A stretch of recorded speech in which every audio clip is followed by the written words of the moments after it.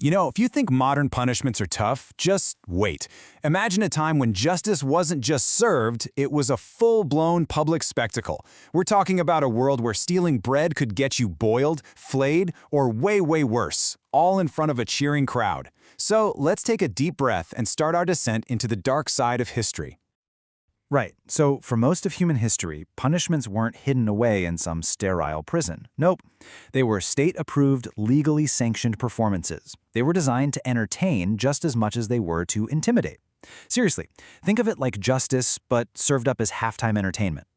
So to make sense of all this madness, we're going to rank these methods in a tier list. We'll kick things off at Tier D and work our way all the way up to the absolute pinnacle of human cruelty, what we're calling Tier S. Let's get into it. Okay, before we get into the nitty-gritty, you've really got to get your head around this mindset. Justice was pure theater. I mean, the more gruesome the punishment, the louder the message to anyone out there even thinking about breaking the law. And the crowd? Oh, they weren't just watching. They were part of the show. All right, let's begin with Tier D. These are our entry-level brutalities. And look, they're horrifying for sure, but they're really just setting a chilling baseline for what's to come.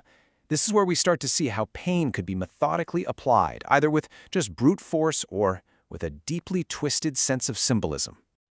So the whole point of the iron boot wasn't always to kill. It was to get a confession. An executioner would hammer these thick wedges between your shin and the boot, literally turning bone into powder. The goal? To break your will. And if your leg basically became a useless attachment afterward, well, so be it. Over in ancient Rome, killing a parent was like the ultimate crime. So the punishment, called pena oculi, or the punishment of the sack, was pure symbolic horror. You were sewn into a bag with 4 terrified, panicked animals and then just thrown into a river. So you weren't just drowning. You were being mauled and scratched to pieces in complete darkness. It was a chaotic end for a crime they thought brought chaos into the world. Okay, we're moving up to Tier C. And here, the cruelty gets way more methodical. The goal isn't just pain anymore. It's about prolonging that pain with terrifying precision. These are punishments designed not just to end a life, but to literally deconstruct a body while the person is still in it. The breaking wheel was, well, a masterpiece of agony. An executioner would systematically shatter your arms and your legs with a heavy iron bar. But death wasn't the point. Not yet. The grand finale was weaving your now broken, pliable body through the spokes of the wheel. One source actually calls it folding someone like human origami and then just leaving you on display. Back in 10th century China, lingqi was saved for the worst of the worst, like high treason. Just try to imagine being tied up while an executioner makes hundreds of tiny cuts, carefully avoiding your major arteries. The whole point was to keep you alive and conscious as you were literally dismantled, piece by piece, in front of a massive crowd. And then you have impalement. The true horror here was all about the executioner's skill. A real master could guide a greased stake right through the body, bypassing vital organs.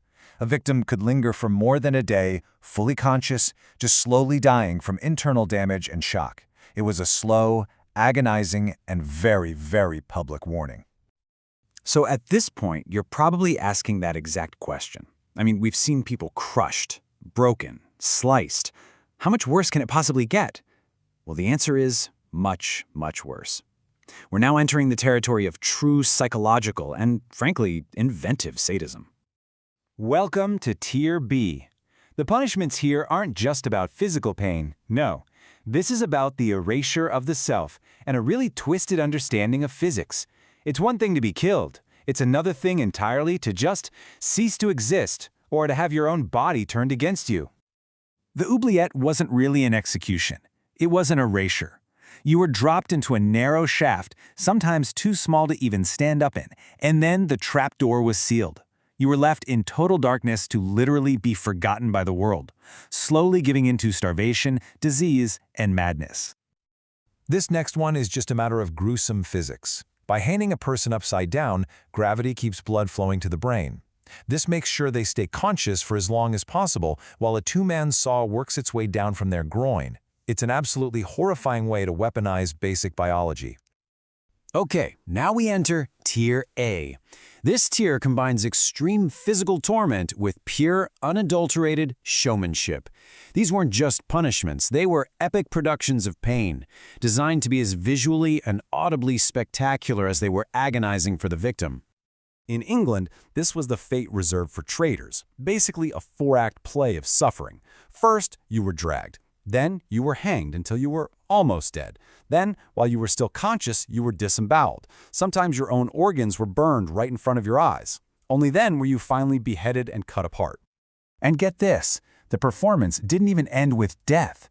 The body parts were displayed publicly all over the city, serving as, and this is a quote, grotesque road signs, a constant rotting reminder of the price of treason. From ancient Greece, we get the brazen bull. It's a hollow bronze statue, just big enough to fit a person. You're locked inside, a fire is lit underneath, and the metal slowly turns into an oven. It's a terrifyingly simple and effective little torture chamber. But here's the truly diabolical detail. The bull's head had this system of tubes that transformed the victim's screams into the bellowing of an angry bull. It turned unimaginable suffering into a spectacle for the crowd. And, in a perfect twist of irony, the tyrant who commissioned it allegedly made its inventor, Perillos, the very first victim. And now, we finally arrived at the top. Tier S. These methods are so vile, so creative in their cruelty, they just stand alone. Here, humanity didn't just inflict pain, it weaponized the natural world itself to do it for them, turning growth and life into instruments of a slow, unimaginable death. You know, the true horror of bamboo torture is how passive it is. A victim was tied down over a bed of sharpened bamboo shoots. And bamboo, well, it grows incredibly fast, with enough force to pierce right through flesh. They could only lie there as, inch by inch, day by day, nature itself grew up and through them. And finally, from the Persian Empire, we have scaphism, also known as the boats. A victim was trapped between two hollowed-out boats. Then, they were force-fed milk and honey to cause, well, uncontrollable diarrhea. Their body was then slathered in more honey to attract insects. Then they were just left in a swamp as vermin slowly ate them alive, while guards would come back every day to feed them more, just to keep the process going as long as possible. Some historical accounts claim that one poor soul survived scaphism for 17 days. 17 days of being eaten alive from the outside in while rotting from the inside out. Just let that number sink in for a minute. Looking back at all of these methods, from the iron boot all the way to the boats, it really forces you to ask a tough question. At what point does punishment stop being about justice and just become an expression of humanity's darkest creativity? It's a pretty chilling reminder of what we're capable of.